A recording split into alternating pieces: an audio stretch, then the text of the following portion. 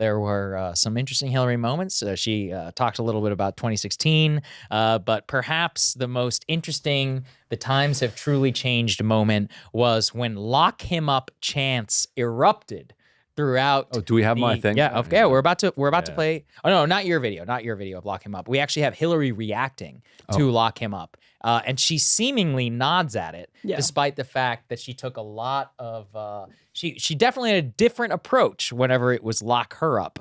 That was a major political chant. So let's go ahead and take a listen, Mac, and let's cue it up. There it is. Let's play it.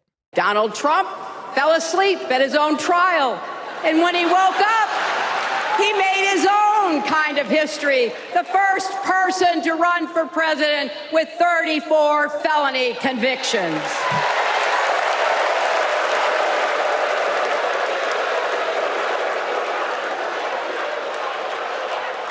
As vice president, Kamala sat in the Situation Room.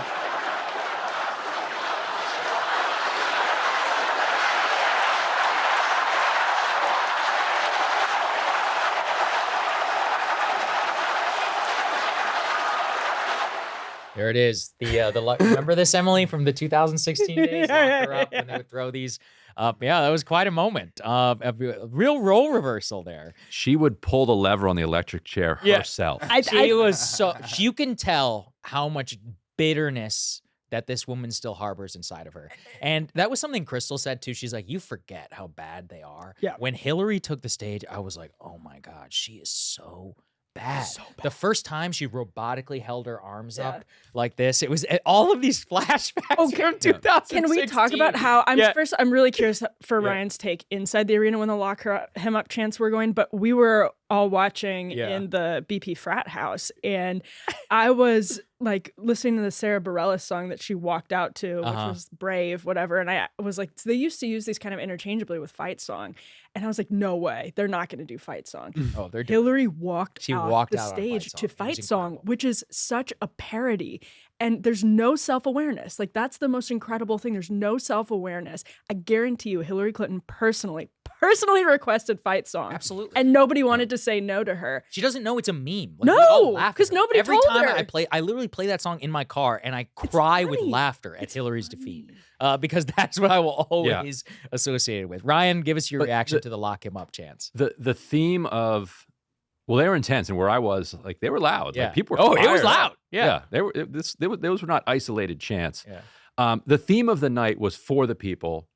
It was, heavily focused on abortion rights and Kamala Harris, and Hillary Clinton was the only one who came out and gave just a biographical speech about herself. Yes, it was such a good. I kept thinking the same thing. Is she's talking about herself? Shirley Chisholm, 2016. Ferraro. Shirley Chisholm. Geraldine Ferraro. Actually, with all of the past candidates, I'm realizing now, both Hillary and Biden, frankly, throwing it back to him, he resurrected a lot of the January 6th talk, a lot of Charlottesville shit that nobody cares about, okay? Like, it's been years since all of that. And it was a reminder, actually, how uniquely bad both of those politicians are and their own unique vulnerabilities. Which is why Bill is on Wednesday. Yes, Hillary's that's right, on Monday, on Biden night right. when they're trying to shove people off and move on, and then Bill Clinton's on Wednesday. And so thematically, what she's going at and is talking about, breaking glass ceilings and being trailblazers, and she was explicitly talking about that. And if you've noticed, Kamala Harris never talks about that ever. Yeah. There's messaging guidance in Democratic circles that the quote first woman of color line just does not work. Yeah, well, like why should it? People don't respond to it, or worse, they respond to it negatively. So they have adjusted by saying, here is what we will do. I mean, eventually it took them weeks to tell us what they would do. Did they ever tell us? Because, okay, look, she hasn't told us anything. Well, right? she told us she gave economic policy. Well, she gave a speech, but she didn't give an interview. She's answered one question about it. But you will not give her beautiful mystery. You will not see any of the trailblazing first woman of color rhetoric coming from the Kamala Harris I think you'll see, campaign. But don't you think you'll see a small, tiny, like nods to it, rather than targeted? So Emily's list will target it at donors. It works for donors who are already like deeply committed, and it lets them give another 6 figures. But for the public at large, they do not want that messaging out there. Agreed. Hillary Clinton just went all in on it. Well, maybe we should put a bet down on this because I feel like it will come up briefly one time maybe in Kamala Harris's speech. But it won't be a feature or a theme of the campaign. We'll watch it. It will be an illusion. Yeah. Like she will allude right. to how what she will say. But it won't be like Hillary. Hillary's the way she started off. She's like, my mother born in a place, can't even. Oh, but the what she'll say is what every other candidate who comes from anything other than rich background, they will say, my rise to the White House shows that anything is possible in America. Right. Like she'll do that. Right. That's right.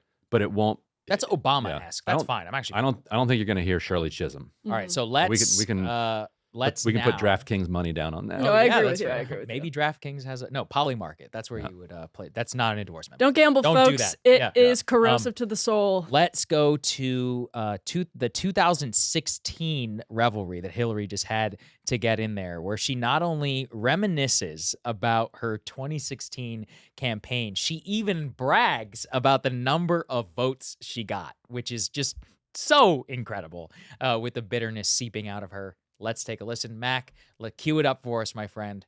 There it is. And then there was 2016, when it was the honor of my life to accept our party's nomination for president.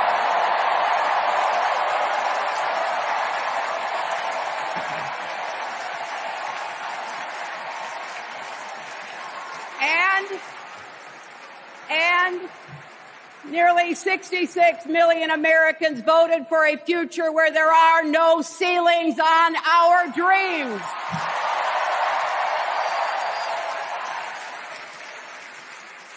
And afterwards, we refused to give up on America.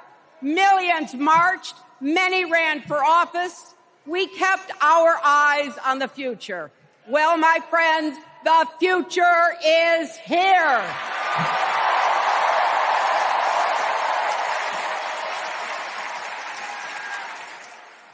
Make one point on that. 2016. We got millions of votes.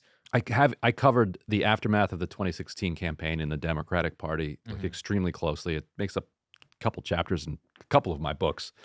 The Democratic Party had nothing to do with the Renaissance, had nothing to do with the Women's March. They were afraid of the Women's March. That was a genuinely bottom-up, Facebook-fueled, organic, suburban women-driven event. Then she talks about all these people who ran for office. That was organic too. These were mostly women, well qualified, who had never considered running for office before. They saw Donald Trump win the White House, and then instantly they were like, "Well, if he can be president, then I can run for state house, right, or Congress." And they did it, and a bunch of them are now senators and members of Congress. And the Democratic Party and its establishment had nothing to do with it and was even afraid of it. So I actually thought this was the most interesting speech of the night because this is in the trajectory of Hillary Clinton's career. You can see she thought, or she believes, Kamala Harris potentially becoming presidency can be reframed or can reframe her 2016 devastating loss, right? She doesn't have to huff the Putin copium anymore. She can actually now say, what I did was be the foundation that led to the first female president also being a woman of color. Which is offensive because it's just not true. Well, and she said that the highest, hardest glass ceiling is a woman becoming president. That's the implication of her line. Not a black person becoming president, which Obama did before they had a woman president. Broke that ceiling. She's bitter about that. But which I also think is somewhat offensive. But he beat her and she hated him. Yeah, of course. And so now the highest, hardest glass ceiling. So she has found a way in the wake of Biden dropping off the ticket. She was so pleased to be there and to have this speaking moment because it was this opportunity for her to change, to rewrite Hillary Clinton's history in real time. And I think she thinks it's going to work, and maybe it will. But she really believes now that the story of 2016 isn't going to be the story of a, sort of fascist, sexist pig defeating the first woman president with help from Vladimir Putin. The story of 2016 is going to be this woman paved the way for Kamala Harris. That's such a sick point because I know it's true. I feel consolation ill prize. thinking about that because I know that how it'll be retconned. And then in schools, that's how they'll try and teach it if Kamala wins, is that this was the foundation. But I mean, overall, again, the vibe from Hillary is just bitterness. This woman is so politically untalented. How could you be anything but bitter? Like you, look at you were guaranteed to win the White House.